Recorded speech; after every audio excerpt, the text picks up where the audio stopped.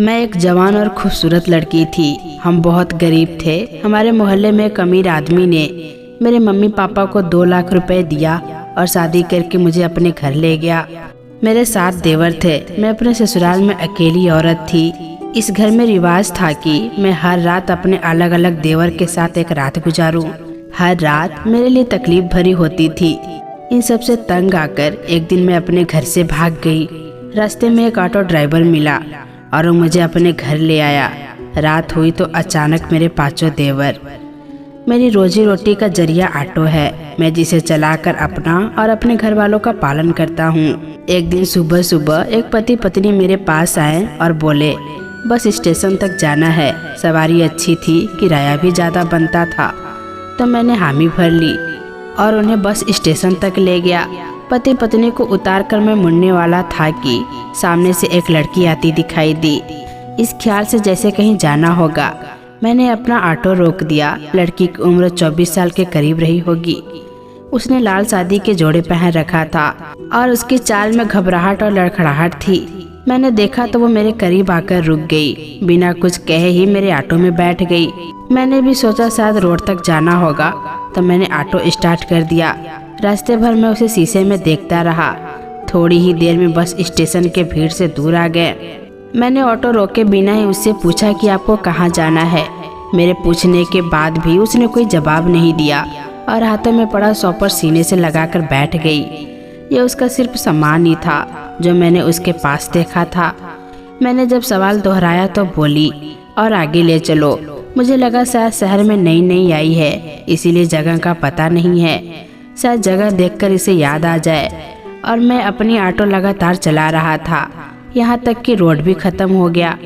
मैंने जब उससे दोबारा पूछा कि आपने बताया नहीं कि आपको कहाँ पर उतरना है, तो उसने धीरे से बोला, जी साहब, किसी भी अच्छे इलाके में उतार दो। मैंने कहा, यही अच्छा इलाका है, आप बताइए कहाँ जाना है। जगह का नाम क्या है? क्या आपके पास कोई पता वगैरह है? अगर लिखा हुआ है तो मुझे दिखा दें, मैं आपको वहाँ पहुँचा दूंगा। आप मुझे आराम से तसल्ली से जगह बता दीजिए। वो तकरीबन रोते हुए बोली, मेरा कोई ठिकाना नहीं है, ना ही मेरा इस दुनिया में कोई है। आप मुझे अपने साथ ले चलो, मुझे घर में नौकरानी बनाकर रख लेना। मैं सिर्फ 2 वक्त की रोटी खाऊंगी और आपसे कोई तकाजा भी नहीं करूंगी। उसने कुछ इस अंदाज से कहा जैसे कि मैं किसी रियासत का बादशाह हूँ। आपको बताता चलूंगी, मैं एक पाँव से लंगड़ा हूँ, तो मैंने एक लकड़ी की टांग लगवा ली थी और इसी के सहारे ऑटो चलाता हूँ। अभी तक मेरी शादी नहीं हुई है। मुझे कोई रिश्ते देने को तैयार नहीं था। वजह एक तो मेरा लंगड़ापन और दूसरा यह कि मैं कोई और काम नहीं कर सकता था। जाहिर है ऐसे में कौन अपनी बेटी का हाथ मुझे देता। मैंने एक लम्हे को सोचा और फिर लड़की से कहा, ठीक है, मुझे कोई प्रॉब्लम नहीं है, मैं तुमसे शादी करने को तैयार हूँ। तुम बताओ तुम शादी कब करोगी? कहो तो अभी ले चलूँ, अगर नहीं तो कुछ दिन ऐसे ही रह लो, अपने आप को बेफिक्री कर लो, फिर शादी के लिए दिल से राजी हो तो मुझे बता देना। यह सुनकर उसकी आंखों में चमक सी आ गई। बोली, आप बहुत अच्छे हैं, मुझे और क्या चाहिए? आप मुझसे शादी कर लो, मैं अभी शादी करने को तैयार हूँ। मुझे उसकी मासूमियत पर बेहद हंसी आ गई। मैंने दिल से सोचा कि अगर यह लड़की कुछ ही मिनट में मुझे इतनी सारी मुस्कुराहट दे सकती है तो मेरी जिंदगी को कितना खुश रंग बना देगी। तो मैंने अपने एक वकील दोस्त को फ़ोन किया, इससे सारी चीज़ें के बारे में बता दिया और कहा कि मैं अभी इसी वक्त एक लड़की शादी करना चाहता हूँ। मेरे दोस्त ने मुझे सोच विचार का मशवरा दिया। जैसे मैंने उससे कहा कि वो लड़की बहुत मासूम है, सोचने समझने की कोई ज़रूरत नहीं है। उसने कहा, तो फिर ठीक है, लड़की को लेकर कचहरी आ जाओ। अभी तक मैंने उस लड़की का नाम नहीं पूछा था। वकील से बात करने के बाद मैंने उससे नाम पूछा तो उसने अपना नाम नीरू बताया। इसका नाम भी इसकी तरह खूबसूरत था और 5 मिनट में कचहरी पहुंच गया। अपने दोस्त के पास पहुंचा तो सबसे पहले उसने मुझे मिठाई की फरमाइश की, जैसे मैंने शादी तक रुकने के लिए कहा।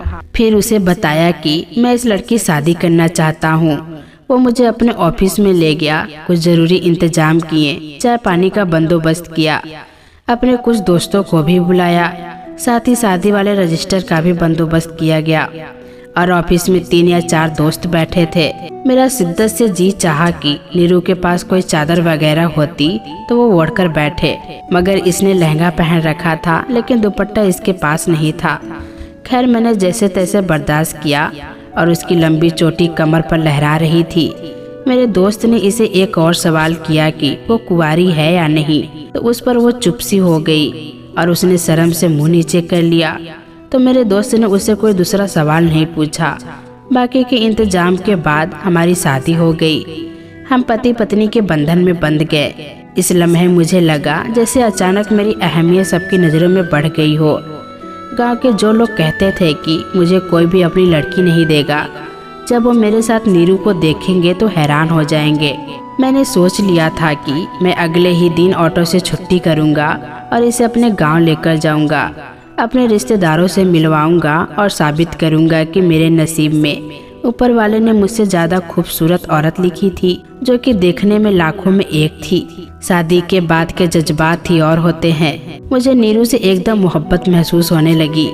मैंने इसे बाजार में एक शॉल भी लेकर दी थी और नीरू को ऑटो में बिठाकर अपने घर ले आया।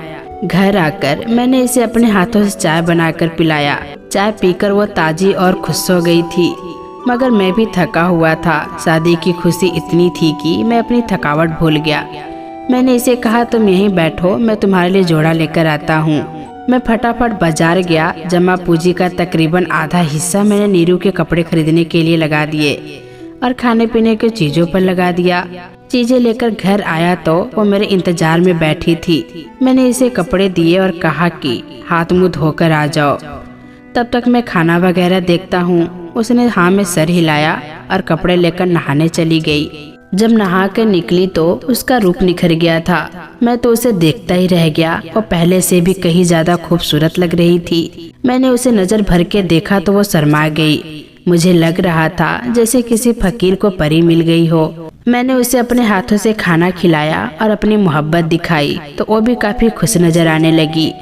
अब उसकी घबराहट भी कुछ कम हो गई थी। मुझे तो समझ में नहीं आ रहा था कि 2 घंटे में मेरी जिंदगी इतनी कैसे बदल गई।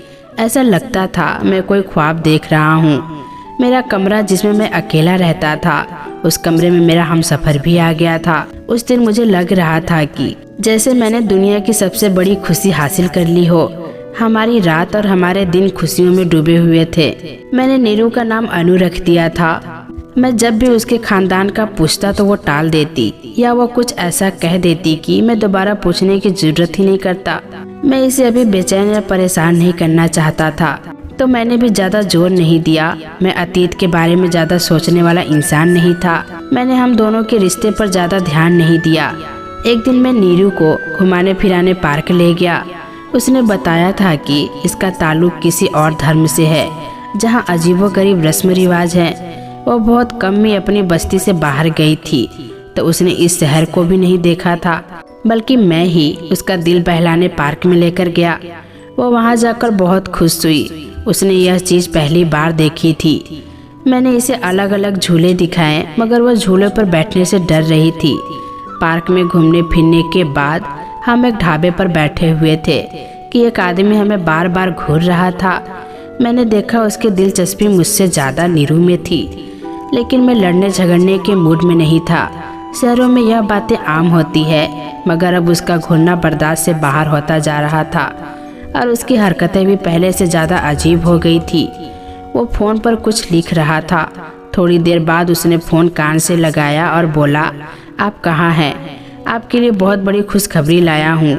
यह कहकर उसने नज़दीकी स्टेशन पर मिलने को कहा और फ़ोन बंद कर दिया। अब इसने हमारी तरफ देखना भी बंद कर दिया और ढाबे से निकल गया। नीरू उन बातों से बेखबर थी, मगर मैं थोड़ा सा परेशान हो गया था।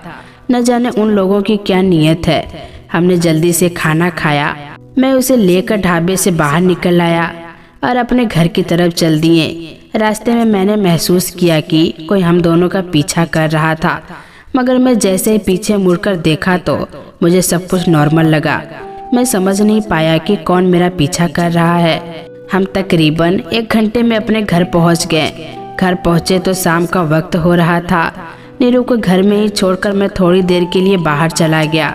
उसे सख्ती से मना किया कि कोई भी आए तो दरवाज़ा मत खोलना। अगर मेरा भी कहे तो उसे कह देना कि मैं बाहर गया हूँ। तकरीबन आधे घंटे में आ जाऊँगा। जब मैं घर वापस आया तो नीरू काफ़ी घबराई हुई थी, बल्कि उसने तो बाकायदा रोना शुरू कर दिया। मेरे पूछने पर उसने बताया कि मेरे जाने के बाद कोई जोर जोर से दरवाज़ा खटखटा रहा था, जैसे दरवाज़ा तोड़कर अंदर आना चाहता हो। फिर शायद मोहल्ले के किसी आदमी ने बताया कि वो कहीं गया हुआ है, तो उसने दरवाज़ा खटखटाना बंद कर दिया। मैंने उसे तसल्ली दिया और कहा कोई बच्चा डराने के लिए कोशिश कर रहा होगा या फिर कोई मेरा जानने वाला होगा। मैं पहले चुप रहा और कहा कि मेरे दोस्त कोई शर्म वगैरह नहीं करते, यकीनन उनमें से ही कोई होगा। मैंने पास वालों से पूछा तो उन्होंने बताया कि मेरे जाने के बाद 2 लोग आए थे। उनके मोहल्ले में पहले कभी नहीं देखे गए थे। मोहल्ले वालों ने उन्हें बाहर निकाल दिया था। यह सुनकर मैं काफ़ी परेशान हो गया। आखिर वो लोग कौन थे और उन्हें क्या चाहिए था। अगली सुबह जब मैं उठा तो मैं घर पर ही था, क्योंकि रविवार वाले दिन मैं ऑटो नहीं चलाता था। मेरी दुल्हन को आए हुए अभी 1 महीना भी नहीं हुआ था। मैं नाश्ता भी बाहर से ही लाता था। इस दिन मैं छोले पूरी लेने बाहर गया। वापसी पर आया तो दरवाजे पर 2 लोग खड़े थे और लगातार दरवाज़ा बजा रहे थे। मैंने पूछा तुम लोग कौन हो, तो वो बोले तूने हमारी लड़की को घर में रखा है। मैं हैरान हो गया और पूछा तुम्हारी कौन सी लड़की मेरे घर में है। इस घर में जो है वो सिर्फ मेरी बीबी है और इसका नाम नीरू है। अरे हम सब जानते हैं वो तुम्हारी बीबी है, तुमने उसे जबरन यहाँ रखा हुआ है। हम तुम्हारी चमड़ी उधेड़ कर रख देंगे। अभी दरवाज़ा खोलो और इसे हमारे हवाले कर दो।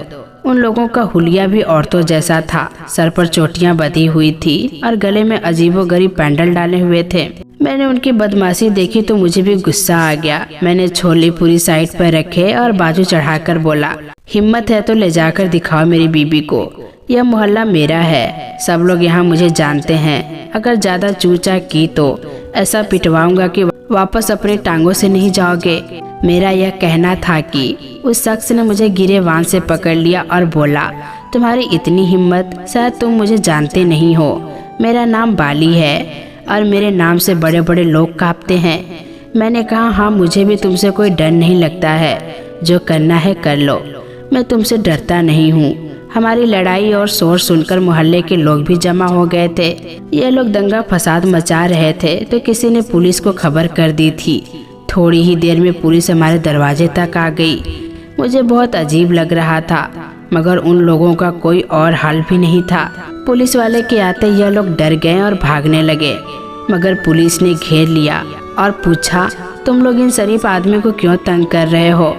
मोहल्ले वालों ने भी मेरी पक्ष ली। इस पर उन लोगों ने बताया कि मैं उनके घर की औरतों को अपने घर में जबरदस्ती कैद किया हुआ हूँ, हालांकि वह उनके खानदान से शादी होकर आई हुई थी। पुलिस वालों ने यह सुना तो अपने लेडीज कांस्टेबल को भी साथ ले आए और घर की तलाशी लेने को कहा। नीरू उन सबसे बहुत डर कर रह गई थी और डर से थर-थर काँप रही थी। इसने पुलिस के सामने बयान दिया कि मैं इस वक्त इनकी बीबी हूँ। मैंने पुलिस को अपनी शादी के पेपर्स भी दिखा दिया। मैं पुलिस को यकीन दिलाने में कामयाब हो गया तो पुलिस उन लोगों को अपने साथ थाने लेकर गई। उनके जाने के बाद कुछ सुकून हुआ, लेकिन मैं सोच में पड़ गया कि आखिर यह लोग कौन थे और बिना वजह तो नहीं आए होंगे। जरूर ये लोग नीरू को जानते होंगे। इसीलिए कल जब हम ढाबे पर बैठे थे तो वो आदमी घूर घूर के नीरू को देख रहा था। इसने फ़ोन पर भी बाली नाम के बंदे का जिक्र किया था। खैर मैंने दरवाज़ा बंद किया तो देखा नीरू रो रही थी। मेरे दिल में न जाने क्यों अभी भी उसकी मोहब्बत ही थी। मैंने इसके चरित्र पर शक नहीं किया। मैंने नीरू को नाश्ता वगैरह कराया और फिर उसे कहा नीरू तुम मेरी ज़िंदगी बन गई हो। अगर तुम मुझे अपने अतीत के बारे में नहीं बताओगी तो मैं कैसे उन लोगों से तुम्हें बचा पाऊँगा। कभी ये लोग हमें नुकसान पहुँचा दे तो मैं अकेला आदमी हूँ, अगर कहीं कोई नुकसान हो गया तो मैं बर्दाश्त नहीं कर पाऊँगा। मेरे कहने पर नीरू ने बताया कि इसका ताल्लुक एक ऐसे घर से है। ये शख्स जिसने अपना नाम बाली बताया था और जो उनके दरवाजे पर बराबर उन्हें जाकर धमकाता था वो उसका पति था, और उसके साथ जो छोटे कद का आदमी था वो इसका देवर था। और पूछने पर नीरू ने बताया कि यह लोग 7 भाई हैं, उनकी कोई बहन नहीं है और अपने घर में उन्होंने अपनी फौजी की टोली बना रखी है। ये लोग जिस शख्स से जो बात मनवाना चाहते हैं अपनी ताकत की वजह से मनवा लेते हैं। इस इलाके में सारे लोग शरीफ लोग रहते थे, रस्म और रिवाज के पाबंद में थे, मगर घर में बुराई का ऐसा काम था जिसे बयान करते हुए भी शर्म आती थी। गांव में सोने और चांदी के बगैर कोई शादी नहीं होती थी। आने वाली दुल्हन को सोने से लाद दिया जाता था और इसके लिए बहुत इंतजाम किए जाते थे। पूरी जिंदगी की सारी जमा पूंजी एक ही शादी में लगा दी जाती थी। सोने चांदी के बगैर किसी औरत की शादी तौहीन समझी जाती थी, मगर शादी के बाद जो कुछ होता था मेरी रूह कांपती है। आज से 9 महीने पहले मेरी भी शादी हुई थी। मुझे सोने और चांदी पर तौल दिया गया था। मेरे माँ बाप को भारी रकम भी पेश की गई और यूं मैं ब्याह कर बाली के घर आ गई। बाली के डर से सारा इलाका डरता था। इसके 6 भाई और भी थे और शायद यही वजह थी कि वो अपनी ताकत पर इतना घमंड करता था। शादी वाले दिन घर में कोई औरत न पाकर मुझे बहुत अजीब सी उलझन हुई। इसके बाकी भाई सभी लोग मुझे मजाक में छेड़छाड़ करने लगे, जो मुझे बहुत नागवार लगी।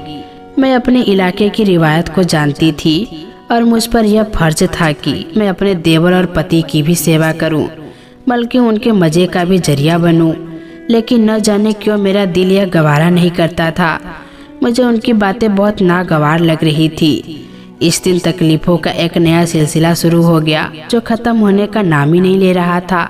मैं उन लोगों के घर का एक खिलौना बन गई थी। मैं सारा दिन लोगों की रोटियां बनाती रहती थी, कोई हिलकर पानी भी नहीं पीता था और सबकी सेवा मैं ही करती थी। सारा दिन काम की थकान और फिर शर्मनाक रातें मेरे लिए किसी तकलीफ से कम नहीं थी। मुझे लगता था कि मैं कोई भेड़ बकरी हूँ जिसे मेरे माँ बाप ने इन्हें बांध दिया हो। हैरत की बात तो यह थी कि सब भाई मुझे दिन के उजाले में भाभी कहते थे। मोहल्ले वालों के सामने बड़े अच्छे बनते थे, मगर अब उनकी हकीकत में जान गई थी। मैंने पड़ोसन में रहने वाली एक बूढ़ी औरत पर भरोसा करके इशारों से यह बातें बताने की कोशिश की तो वो बोली मेरे 4 देवर और 3 जीजे थे। मैंने तो कभी एतराज नहीं किया कि कौन मेरा पति है। तुम नई नस्ल की लड़कियों को न जाने क्या हुआ है, अपना पति क्यों नहीं मानती हो? जिस घर में जितने मर्द होते हैं उन सब की तुम पर जिम्मेदारी है, फिर चाहे वो तुम्हारे साथ जैसा भी करे, तुम्हें औरत होने की वजह सब सहना पड़ेगा। यही हमारी रस्म रिवाज है। अभी तुमने बाहर की दुनिया देखी नहीं है, वो दुनिया इससे भी बुरी है। मैं इस बुरी औरत की बातें सुनी तो मुझे हैरत का झटका लगा। यह जुर्म है और यह जुर्म घर में खामोशी से हो रही थी, शायद इसीलिए कि लोग शादियों पर ज्यादा खर्चा नहीं करना चाहते थे। मैं तो जैसे ही जवान हुई शादी हो गई। मुझे उन बातों का अंदाजा नहीं था, मगर शायद मेरे अंदर एक इज्जतदार लड़की की राह थी जिसने कभी भी इस गंदगी को स्वीकार नहीं किया। मैंने अपनी बस्ती से भागने का फैसला कर लिया, मगर मुझे अपनी मंजिल का पता नहीं था। बस्ती से थोड़ी दूर जाकर बस स्टेशन था।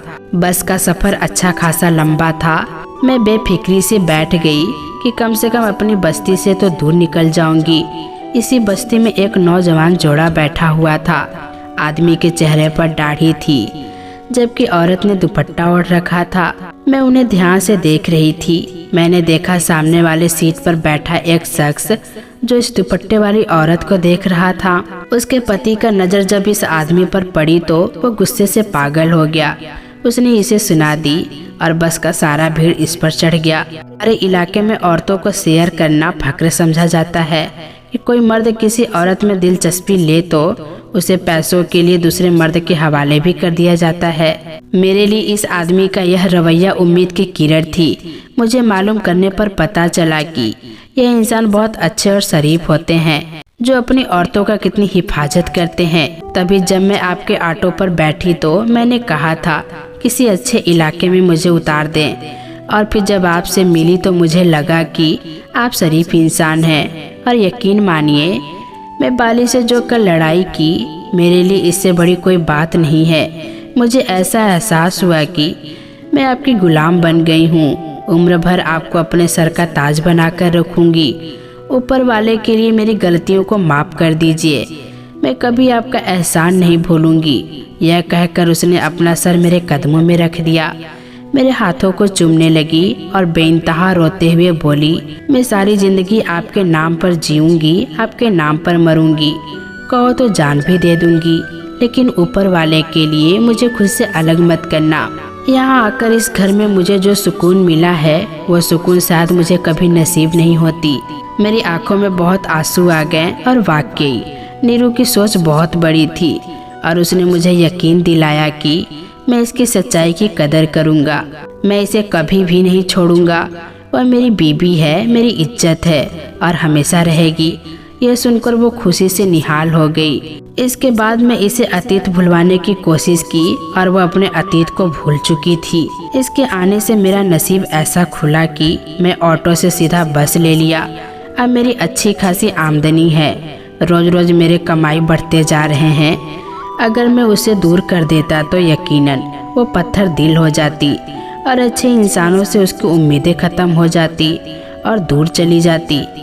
आज वो मेरे साथ बहुत खुश और बेफिक्र है और हमारे 2 बच्चे हो गए हैं और अब हम अपनी ज़िंदगी बहुत ही खुशमिजाज तरीके से गुजार रहे हैं। तो दोस्तों, कैसी लगी ये कहानी कमेंट बॉक्स में ज़रूर बताइएगा। फिर मिलेंगे दोस्तों अगली वीडियो के साथ। तब तक के लिए अपना ख्याल रखना।